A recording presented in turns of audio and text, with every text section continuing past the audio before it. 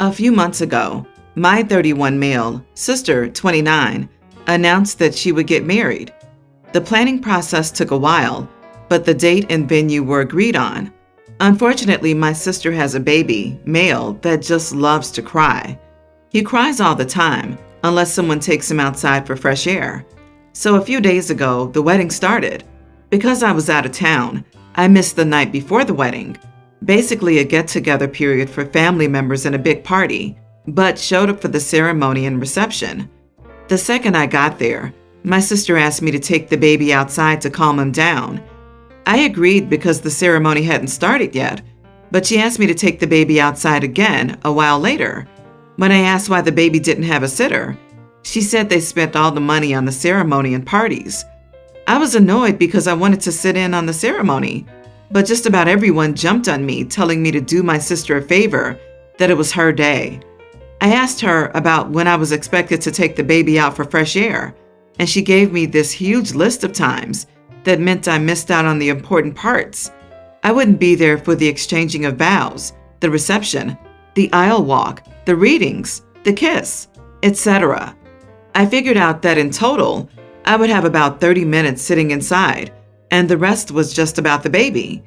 When I pointed this out to her, she said someone would videotape it, but I wasn't convinced.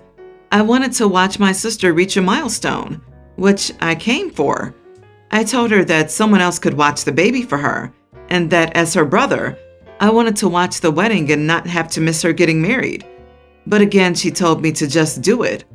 I was really mad, but tried not to show it on the outside. When I asked about the reception, she told me, "Oh, you'll have to miss out. Baby's name needs to be outside and has to be fed." That was the final straw.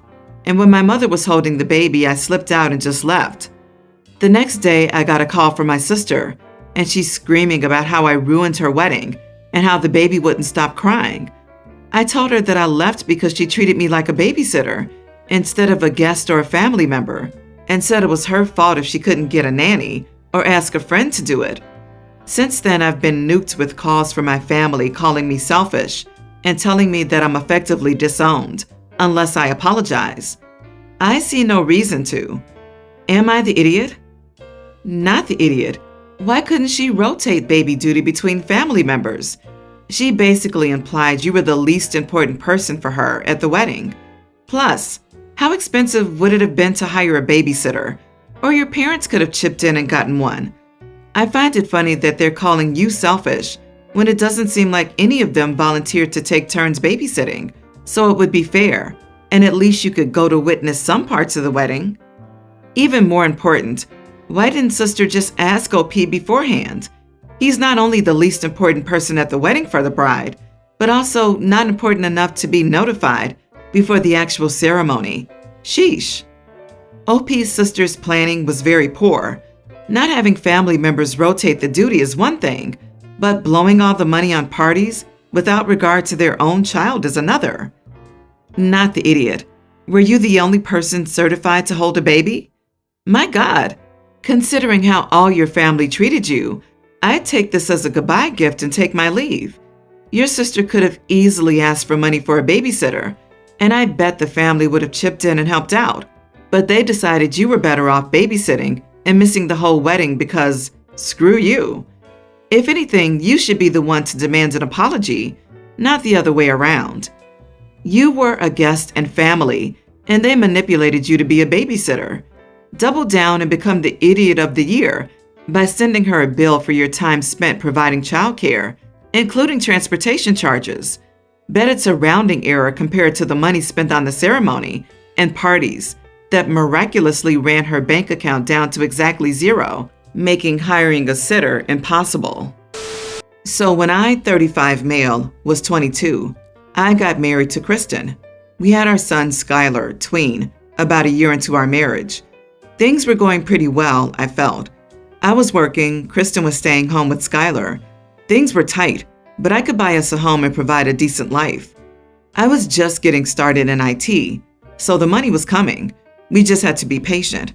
Well, I came home one day, and half the stuff is gone. So are Skylar and Kristen. Note on the counter. Kristen said that she was unhappy with our lifestyle, that she wanted something that wasn't mediocre and wanted to live a good life. She had been seeing someone else and was moving in with him, and I needed to get a lawyer. So we go through a nasty divorce and get split custody. So I remarried a few years later to my current wife, Alana. She's amazing and the most supportive person ever.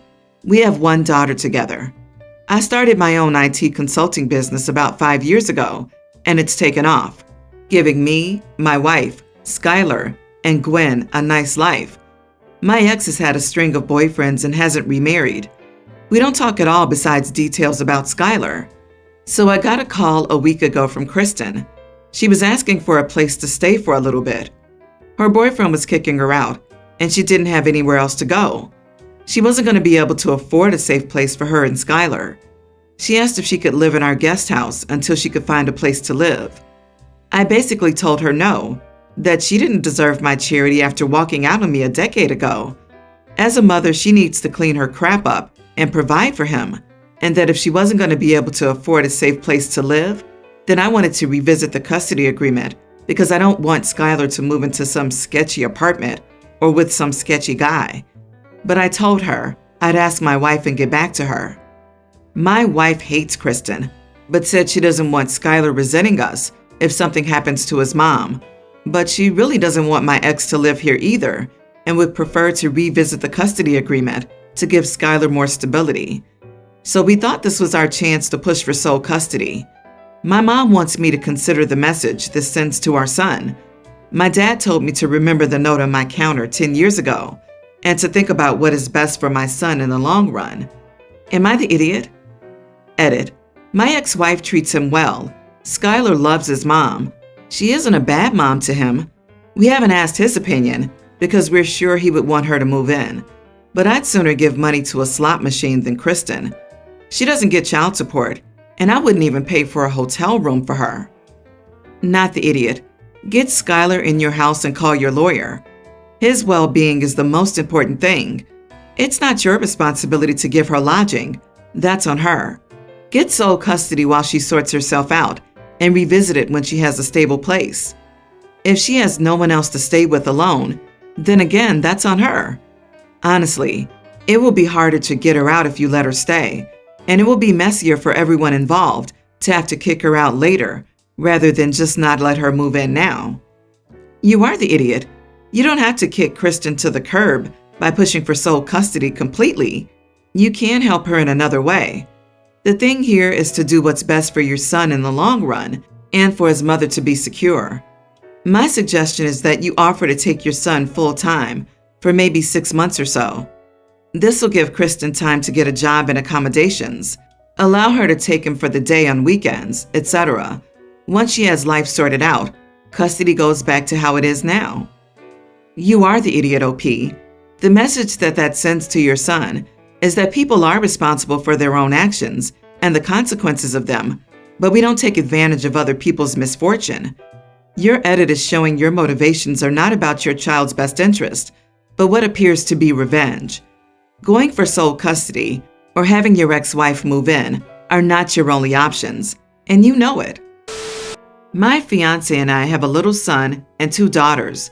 My fiance has a brother, Joey, and Joey's married to Debbie. They've been married for about 5 years. Joey has a daughter who he had very, very young, is now in her 20s and moved out of the house. And Debbie has no children of her own. This means they're both late 30s empty nesters. Over the last few years, I've always been uncomfortable with them. Whenever we are around, Debbie will offer to cook, but not just something quick. She always has to make some elaborate BS, so everyone praises her nonstop. Last time, she picked some stuff out of her garden to make a quick dinner. Apparently, according to my fiance and his friends, she basically caters to Joey 24/7, and I am constantly hearing from my fiance that Debbie lets Joey do X, Y, and Z without getting mad, or Debbie does this or that. Basically, she's a trophy wife. Anyways, my fiance has 2 sisters who are married and have children. Of course, Debbie can't help herself, and the tradition is she makes the kids a special cake for their birthday and decorates them and whatnot. In my experience, it's what I ordered versus a what I got thing. But again, she gets endless praise about her talent and whatnot. Anyways, I mentioned I was planning a birthday party for my son over a family dinner, and she offered to make him a cake. Now, here is where I might be, honestly, probably am, the idiot. I had just had it lately with how amazing she is in her life with literally zero real responsibility. So I told her I will let the professional women at Walmart handle it, and I didn't really want a woman whose ability to cook and wait on a man is the only thing she takes pride in setting an example for my children. So, am I the idiot? Or am I right not to play into the, yay, domestic Debbie BS, especially in front of my kids? For the record, my family says I'm wrong. You are the idiot, OP. Who turns down more cake? This woman has done nothing literally to you except catering for free at her own toil. Your only complaint with her is that she's too nice to you. She's doing nothing but being kind when she literally grows the food, prepares it, and serves it to you for you to eat. There is no shame and no problem with you being in your 30s and having adult children and an empty nest. She's finding ways to fill her time, and looking after people and cooking them food really isn't the worst way to do it. Also, you have no idea what a trophy wife is. Yeah, I chuckled at the trophy wife bit. OP used it wrong. Maybe OP thinks trophy wife means someone I'm jealous of. However, OP, while jealousy is a normal emotion to feel and does not define you as a person, the way that you react to it does. It's okay to feel jealous sometimes. However, it's not okay to be rude and put people down because of it. So you are the idiot. Yeah, trophy wives don't cook and garden. They go out with their friends, shop, get spa treatments and plastic surgery. The only work a trophy wife has to do is sleep with their spouse and be pretty and young. Sister-in-law seems to be an old-fashioned homemaker type. If she likes doing that, I have no issues with it. LOL, you are just super petty, jealous, bitter, and an idiot. Agreed. It seems OP's problem is more that she can't do the things Debbie can, and a lot less to do with Debbie herself. And even if her best skills are domestic, there's no shame in that. People put their time and energy where it makes them happy. Debbie not having kids does not make her less. Debbie being good at cooking and baking does not make her less. Being petty, rude, misdirecting, and insecure makes OP an idiot big time. It would be much more beneficial to take some of that energy and work on OP and their relationship. I, female 34, am diabetic, and keeping packed snacks near me is essential because I often get low blood sugar due to issues with appetite. I don't eat lunch or dinner properly. My brother-in-law and his pregnant wife moved in with us a month ago. The issue began when my sister-in-law started eating my snacks that I usually keep inside the fridge. I tried buying more snacks, but sometimes they run out, and I end up drinking water mixed with sugar in the middle of the night because I don't have anything else to eat, and my husband won't go out to the store and get me anything. I told my husband, and he told me to be patient with his brother's wife because she's pregnant and is considered sort of sick, so she needs to be cut some slack. I had it, to be honest. I moved all my snacks into the bedroom and inside a box just to keep them safe. Sister-in-law said it was strange that I no longer buy snacks, but I told her that I still do. I just keep them safe in my room so no one can touch them. She side-eyed me, then an argument ensued after my husband and his brother came home. My husband scolded me for being rude to sister-in-law and childish for moving the snacks and keeping them in the bedroom. I told him why I did that though. He knew what was up, but he said I overreacted and that there was no harm in sharing. He demanded I put whatever snacks I have back into the fridge and stop acting like a child, but I said that I won't. And if his sister-in-law and her husband get upset, they need to understand that I'm diabetic and need those snacks essentially. He yelled in my face, calling me childish, then walked out. Brother-in-law and sister-in-law are cold-shouldering me, and my husband keeps pushing for me to put the snacks back into the fridge where they belong, or he won't speak to me as well. Am I the idiot? Not the idiot. She can buy her stupid snacks. She's gestating a baby, not turning into one. Brother-in-law and sister-in-law should spend less time eating snacks and more time job searching or interviewing so they can get on their feet again if they're about to have a baby. Jesus. Not the idiot. Let me get this straight. Two adults who are about to bring another human into the world are having a meltdown because you won't share your snacks? Please tell me there's a plan for them to move out soon, because this will not get any better when the baby shows up. Then they'll have a laundry list of things you should be doing for them. I think OP needs to move. They don't understand she could die. Unless the pregnant lady also has diabetes, she will not die, and the baby won't be harmed if she's hungry. OP will literally die if she doesn't have these handy. Aside from which, they belong to her. The husband yelling at his diabetic wife over snacks is the mega idiot. You are the idiot for telling sister-in-law that you were actually still buying snacks. You should have just agreed with her. Yes, it is funny I don't get them any longer, isn't it? And moved on. Bunches of red flags waving about your husband, though. Sister-in-law is considered sort of sick due to her pregnancy and needs special treatment, but you're not considered actually sick because of your diabetes and given the same special treatment? Your husband won't even run out to get you a medically necessary supply? He's putting sister-in-law's health above your own. He calls you childish for doing the responsible thing and making sure your medical supplies are on hand when you need them? I mean, the divorce lawyer is calling you. My parents own a couple of restaurants in our town and make good money from that. My father recently decided that he wanted to make a college fund for all of his grandchildren, as he felt that was a much better investment. Now my sister's, Haley, husband Mark, has 3 children from his previous marriage that live with them and visit their mother on the weekend, and my sister and he have 2 children of their own. Both of them have their own business and earn a lot. My father wanted to create college funds for all 5 of the children, whereas I don't think that it's fair that he includes Mark's 3 children in the funds, as they're not a part of the family. I mean, they don't even call Haley mom. Haley celebrates all the holidays with Mark's ex because of them. I, Alice, believe that Haley's stepchildren shouldn't be involved. I mean that it should be Mark's and his ex's problem, and the amount of money Mark has, I don't think paying for college for all 3 of the kids would be a problem at all. Plus, his ex has a well-paying job too. Plus, her current husband also has a huge business. However, my brother Alex thinks that I'm being insensitive and should have no problem whatsoever with them being included as they are part of our family. Am I the idiot here? I mean, Mark and Haley have been married for the last 7 years, and my father really loves those 3 kids like his own. But still, loving someone like their own doesn't make them your own. You are the idiot.